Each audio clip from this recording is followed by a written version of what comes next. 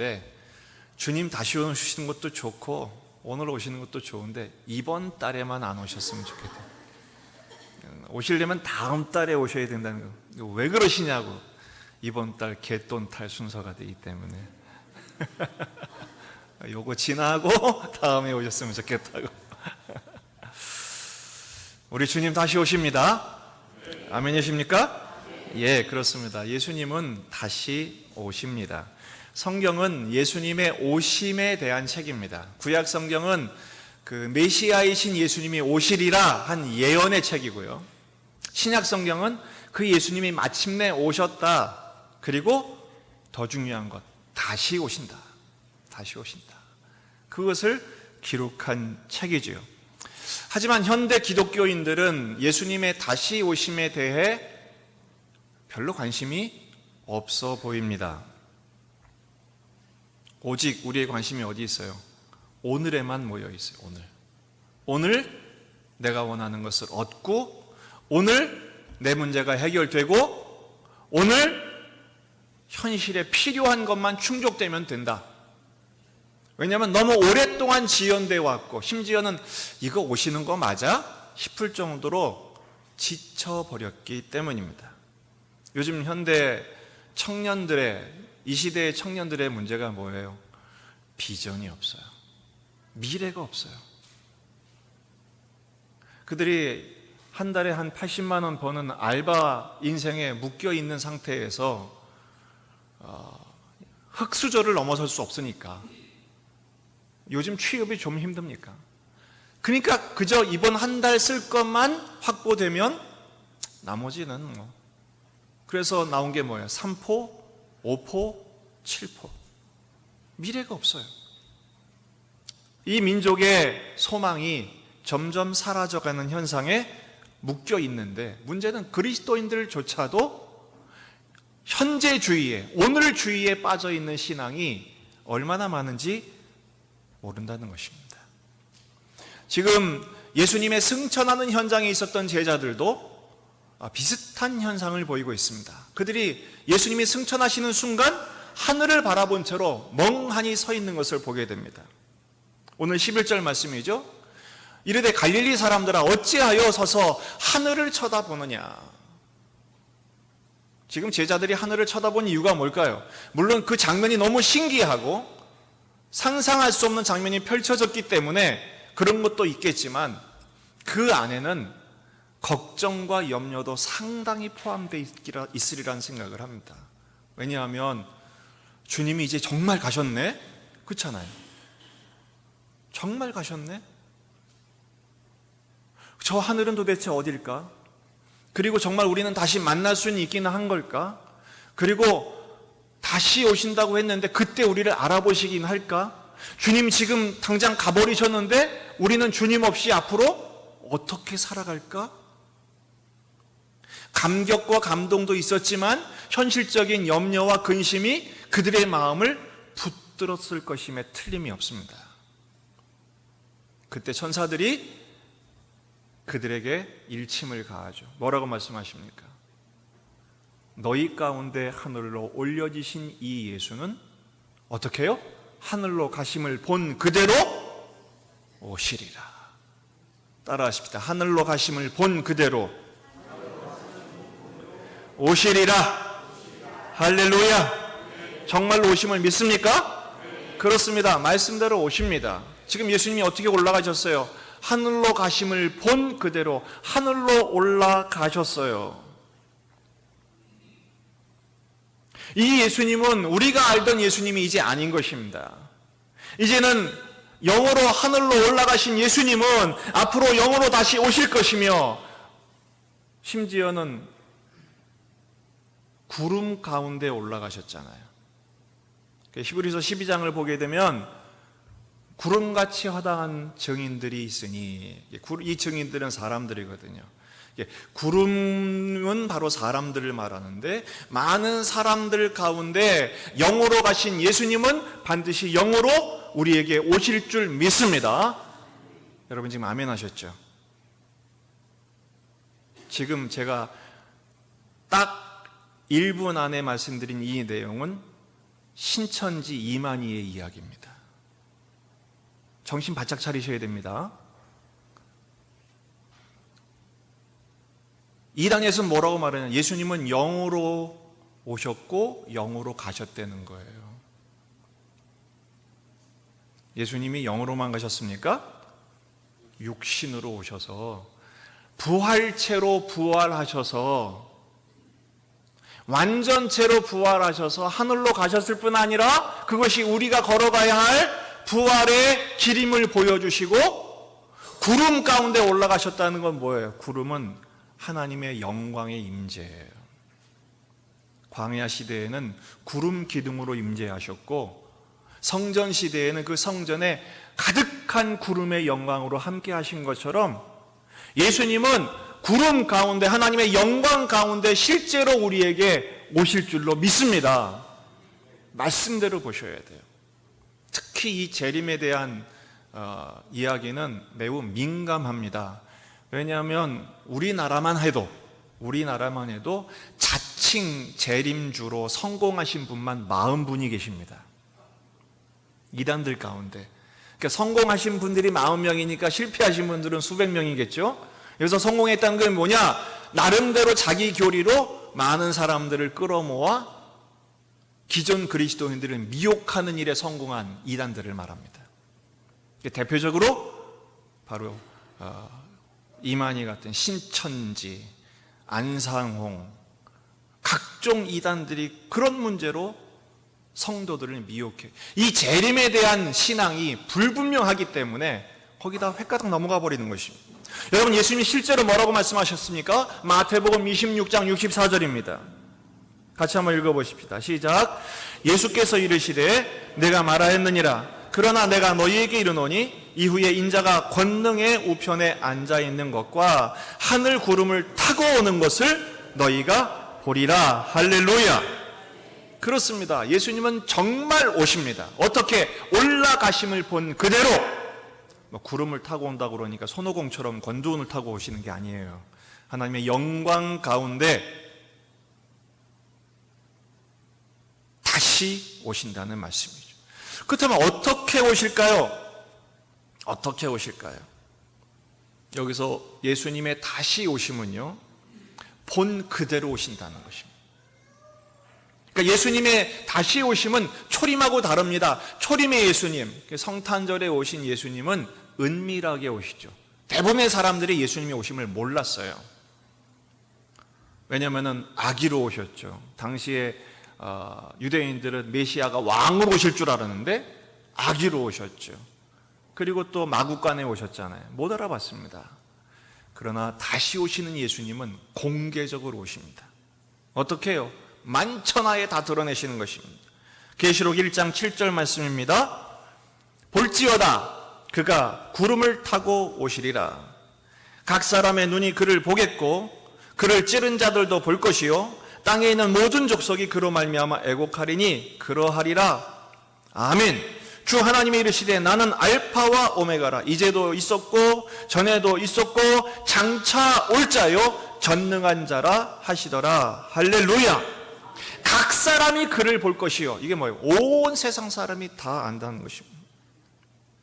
만천하에 주님 오심이 선포되고 실제로 오신다는 것이죠. 이단들이 말하는 것처럼, 왜 이단들은 영으로 오는 것을 강조하느냐?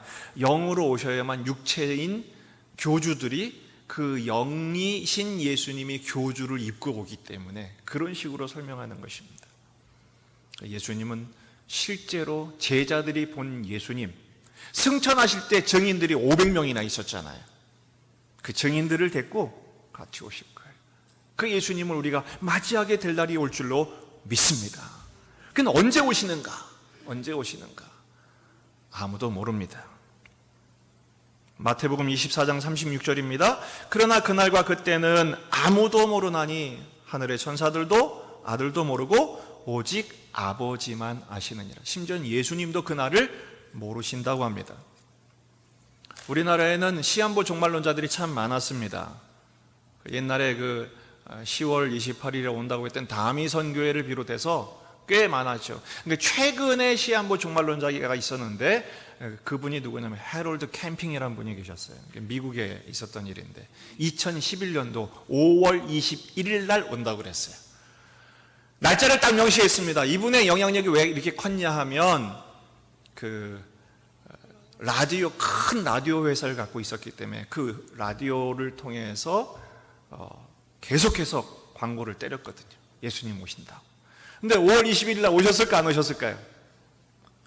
2011년 5월 21일 안 오셨습니다. 제 개인적인 소원으로 오셨으면 좋겠어요. 그럼 끝났을 거 아니야. 근데 안 오셨단 말이에요. 그러니까 영어로 오셨다 그랬어요. 그리고 나서 10월 21일 날 진짜 오신다. 오셨을까요? 안 오셨을까요? 당연히 안 오셨죠. 날짜가 정해지는 순간 그것은 사기가 되는 것입니다. 전 세계를 대상으로 한 사기극이 되고 말았어요. 머리를 극적하면서 내가 실수했다 그러고 말았어요. 그리고 2013년도에 돌아가셨어요. 평생 헛소리하다 가신 거죠. 여러분, 그런 헛소리에 속지 마시기를 바랍니다. 주님은 분명히 오시는데 언제 오시냐? 도둑같이 오신대요. 아무도 모르는 것이죠. 데살로니가전서에 보면 그날이 밤에 도둑이 이른 것 같이 오리니 갑자기 그들에게 오시겠다 말씀하셨어요. 저는 그런 생각을 해요. 좀 알려주시면 어떨까? 차라리 하도 이단들이 많으니까 알려주시면 난리가 날 겁니다. 난리가 날 겁니다. 준비도 못하고 세상은 난리고, 그래서 깨어있는 신앙 되게 하기 위해서 주님은 알리시지 않고 오시겠다는 것입니다. 자, 그렇다면 주님이 다시 오시겠다고 말씀하신 이유가 뭘까? 그리고 주님이 정말 다시 오실 때 어떤 일들이 벌어질까? 그 의미를 알아야 준비하고 또한 기대할 수 있지 않겠습니까? 예수님이 다시 오시는 데는, 다시 오실 때 어떤 일이 벌어지냐? 크게 두 가지가 벌어집니다. 부활과 심판입니다. 예수님이 다시 오시는 순간 부활의 역사가 일어날 줄로 믿습니다. 요한복음 5장 25절입니다. 진실로 진실로 너희에게 이르노니 죽은 자들이 하나님의 아들의 음성을 들을 때가 오나니 곧 이때라. 듣는 자는 어떻게 되리라? 살아나리라. 할렐루야. 듣는 자는 살아나리라. 근데 여기서 살아난다는 말이 누가 살아나느냐? 누구만 부활하느냐? 믿음을 가진 사람만 부활하느냐? 아닙니다. 믿음이 없는 사람도 부활합니다. 그러니까 모든 죽은 사람들이 다 부활합니다. 그런데 이 부활이 둘로 쫙 나뉩니다. 어떤 부활이냐? 믿음을 가진 사람은 생명의 부활로, 믿음이 없는 사람은 심판의 부활로 갈린다는 것이죠. 데살로니가전서 4장 16절 17절 말씀은 같이 한번 읽어보십시다. 시작. 주께서 호령과 천사장의 소리와 하나님의 나팔 소리로 친히 하늘로부터 강림하시리니 그리스도 안에서 죽은 자들이 먼저 일어나고 그 후에 우리 살아남은 자들도 그들과 함께 구름 속으로 끌어올려 공중에서 주를 영접하게 하시리니 그리하여 우리가 항상 주와 함께 있으리라. 할렐루야. 분명히 첫 번째 나타나는 현상은 소리가 나는 것입니다.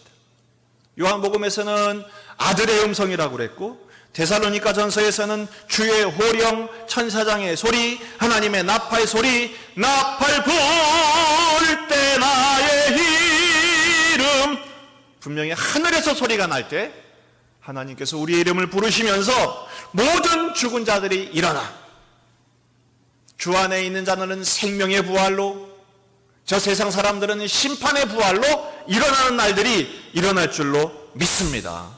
그러니까 우리들에게는 이 주님 오시는 날이 기대되는 날이에요? 두려움의 날이에요? 아직도 두려운 분이 계십니까? 기대되는 날입니다. 왜요?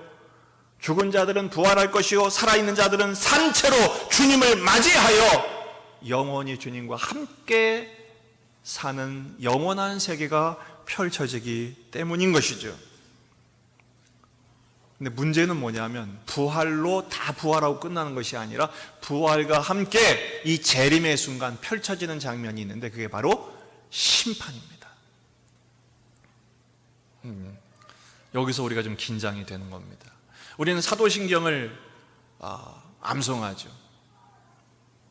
하늘에 오르사 하나님 보좌 우편에 앉아 계시다가 저리로서 산자와 죽은 자를 뭐하러 오신다고요? 심판하러 오시리라. 심판하러 오시리라. 그 심판에 대하여 가장 정확하게 표현하신 예수님의 비유를 하나 소개하려고 합니다. 마태복음 25장에 세 가지 비유가 있는데 그 첫 번째 비유가 뭐냐면 그 중요한 비유가 바로 양과 염소를 나누는 비유예요. 32절을 말씀을 보게 되면 그 양들이죠. 오른쪽에 있는 사람들에게 이렇게 선포가 됩니다. 그때 임금이 그 오른편에 있는 자들에게 이르시되 내 아버지께 뭐 받을 자들이요? 복 받을 자들이. 그러니까 이 심판은 어떤 사람들에게는 복된 심판이에요. 내 아버지께 복 받을 자들이요. 어떤 복입니까? 창세로부터 너희를 위하여 예비된 나라를 상속받는 복입니다. 그러니까 이 심판은 엄청나게 기대되는 심판이죠. 그래서 저는 이 심판을 어떻게 비유하고 싶으냐면 시상식으로 비유하고 싶어요. 그리스도인들에게 심판은 시상식입니다. 반면에 41절을 보게 되면 왼쪽에 있는 염소들이 나옵니다. 41절 같이 한번 읽어보실까요? 시작. 또 왼편에 있는 자들에게 이르시되 저주를 받은 자들아 다 나를 떠나 마귀와 그 사자들을 위하여 예비된 영원한 불에 들어가라. 영원한 불에 들어가라. 이거야말로 형벌로 끝이 나는 심판인 것입니다. 의인들은 영생에 들어가지만 저 죄인들은 영벌에 들어가는 것이죠. 그럼 누가 의인이고 누가 죄인입니까? 누가 하나님의 복락을 참여하는 심판이고 누구는 불에 들어가는 심판입니까? 기준은 예수 그리스도입니다. 예수 그리스도죠. 여러분, 이 구원과 심판은 동시적이라는 것을 잊지 마십시오.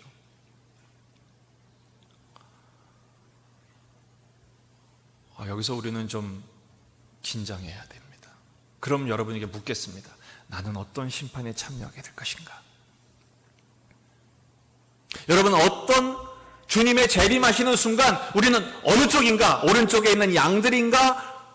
왼쪽에 있는 염소들인가? 어느 쪽일까요? 오늘 주님 다시 오실 때 우리는 하나님의 복락의 심판에 참여하는 자들인 줄로 믿습니다. 그렇게 자신이 없으십니까? 그러면 자칫 왼쪽에 있는 염소들의 심판에 들어갈 줄도 모른다는 얘기입니까?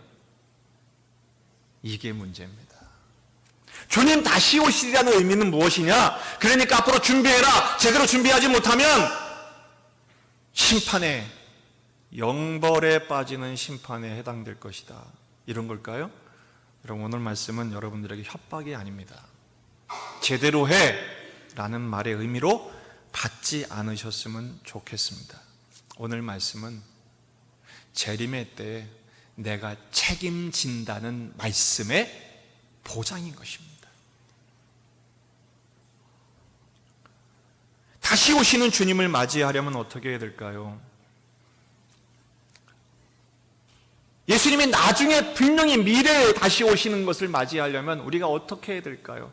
정말로 기름을 준비하고 열심히 봉사하고 앞으로 예배도 빠지지 말아야 되고 열심히 충성하고 땀을 흘려야 되고 그렇게 살아야 되는 것일까요? 물론 그런 의미도 틀리지 않습니다. 하지만 정말 중요한 게 있어요.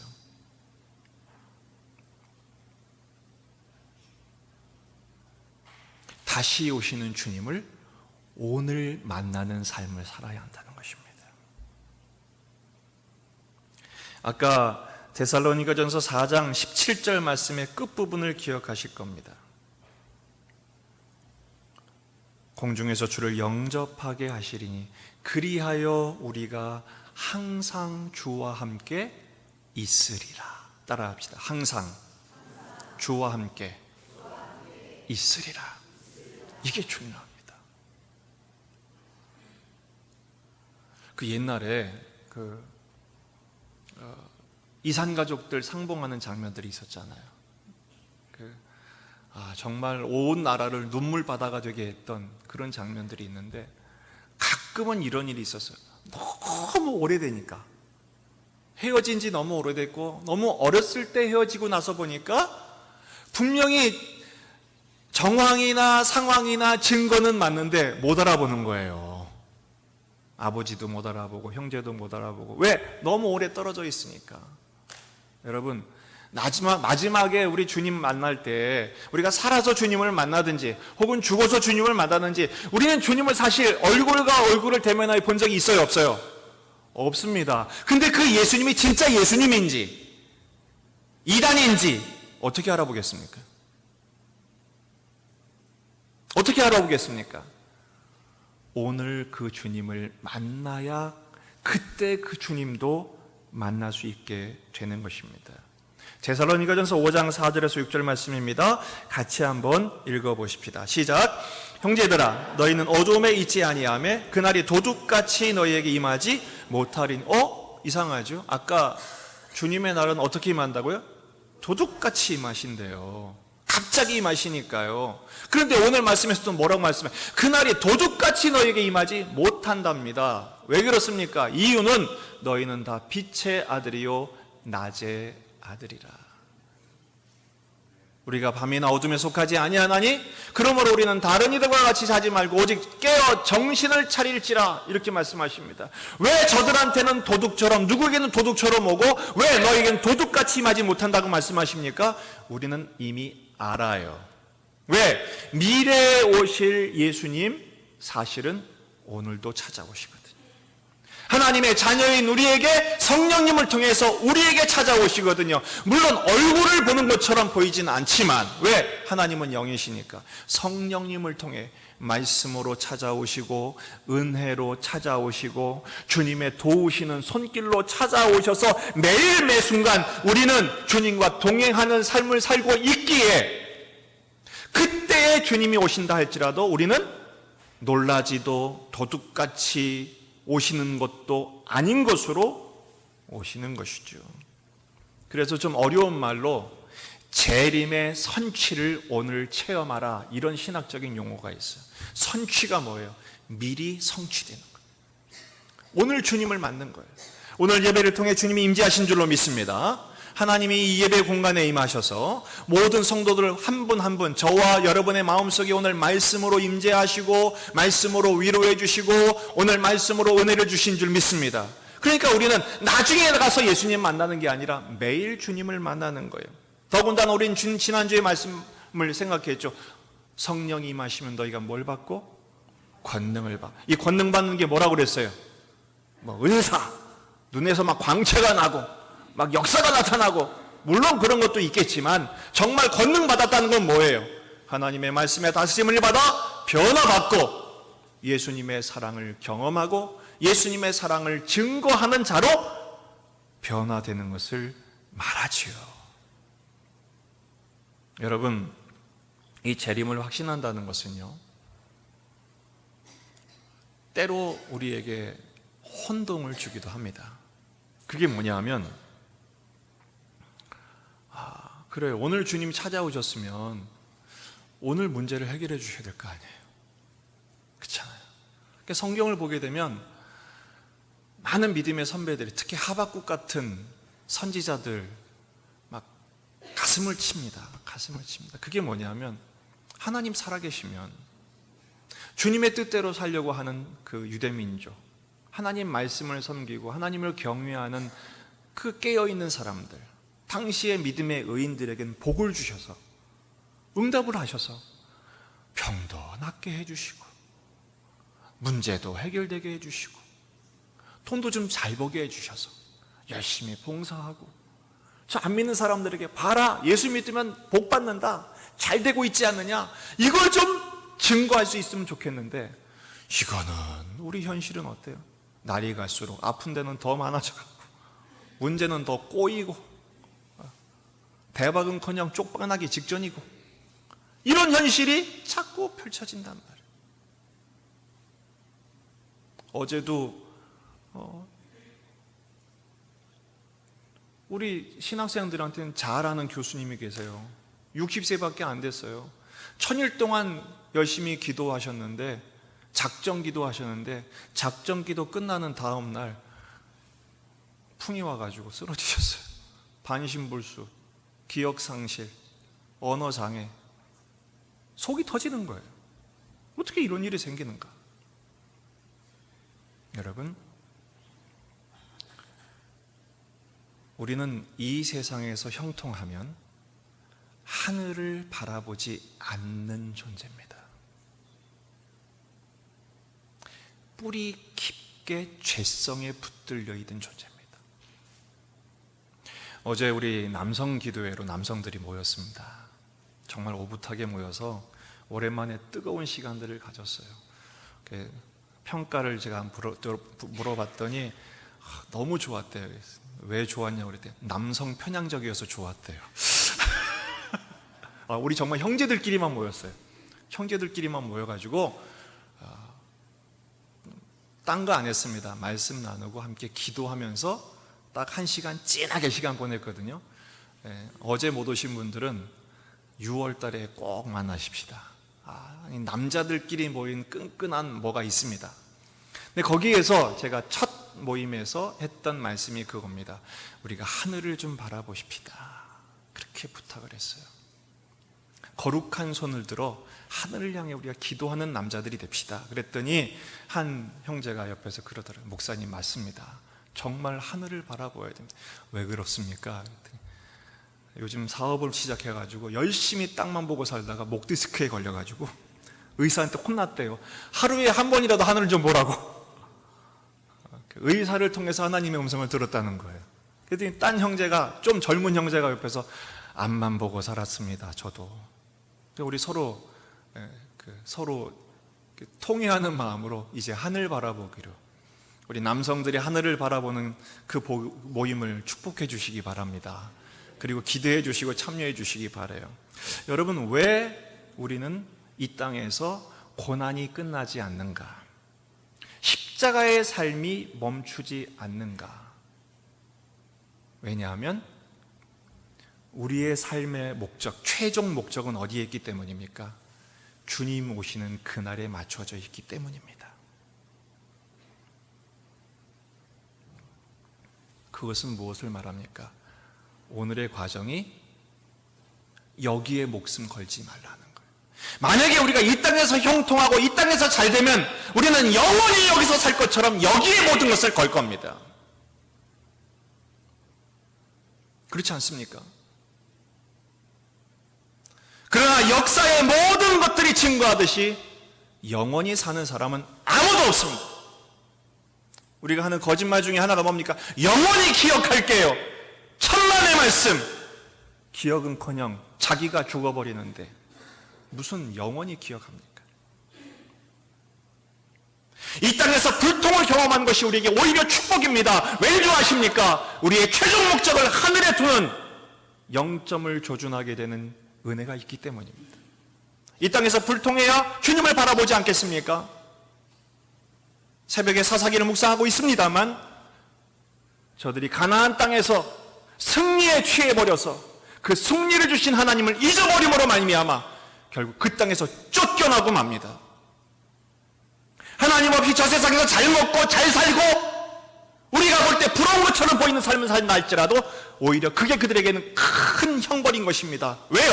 하나님을 찾을 기회를 못 얻기 때문에. 노아는 120년 동안 조롱과 무시와 비웃음의 대상이었습니다. 하지만 노아는 끊임없이 말씀대로 방주를 지었습니다. 결국 심판의 날 어떻게 됐습니까? 저들은 자기들이 왜 죽는지도 모른 채 입속에 먹을 것을 잔뜩 쳐놓은 채 갖고 싶은 것을 온통 온몸에 걸친 채 물속에 빠져 죽었습니다. 하지만 노아는 끝까지 주님을 바라보고 그 방주 안에서조차 하나님을 바라보게 됩니다. 여러분, 노아의 방주가 성냥곽처럼 생겼어요. 옛날에 그 네모난 성냥곽처럼. 창이 어디에만 달려 있었습니까? 하늘에만 뚫려 있습니다. 위로만 뚫려 있었어요.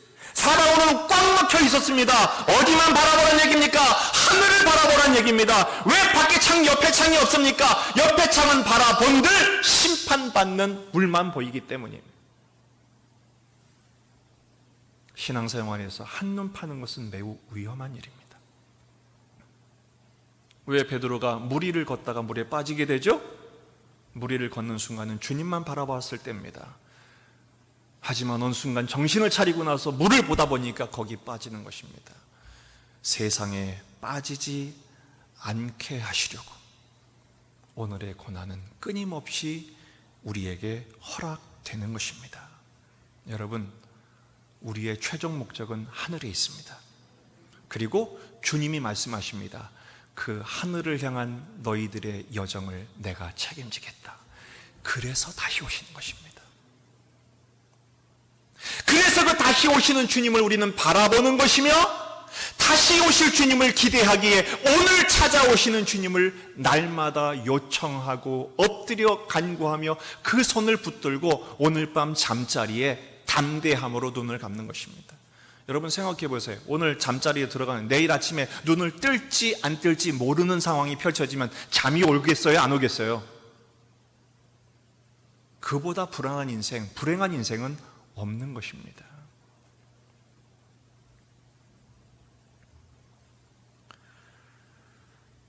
주님은 분명히 다시 오시는데 그 다시 오시는 주님을 확신하며 오늘 찾아오시는 주님과 동행하는 우리의 삶이 되기를 축원합니다.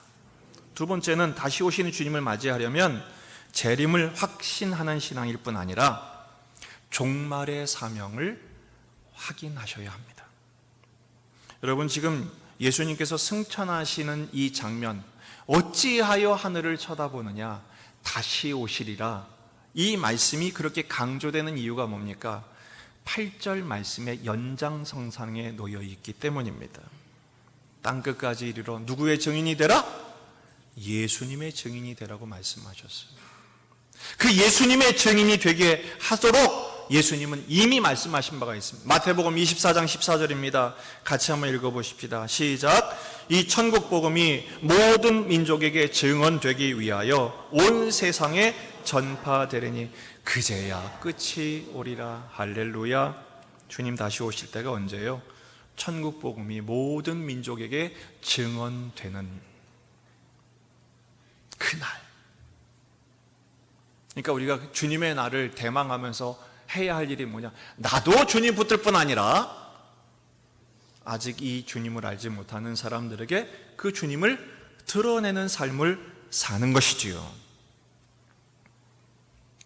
한 번은 어떤 분이 저에게 어떤 이렇게 음료수 하나를 주시면서 이거 한번 드셔보세요. 그게 뭔데요? 한번 잡숴보세요. 잡숴봐. 좋은 거예요. 먹어보니까 좋더라고요. 느낌이 참 좋더라고요. 그래서 저도 당장에 전도했습니다. 집에 가서 잡숴봐 그랬어요. 왜? 좋으니까. 그거를 증언이라고 합니다. 증인으로 사면 감당한 거예요. 좋으니까 전한 것이죠. 여러분, 예수님을 믿으시니까 어떠십니까?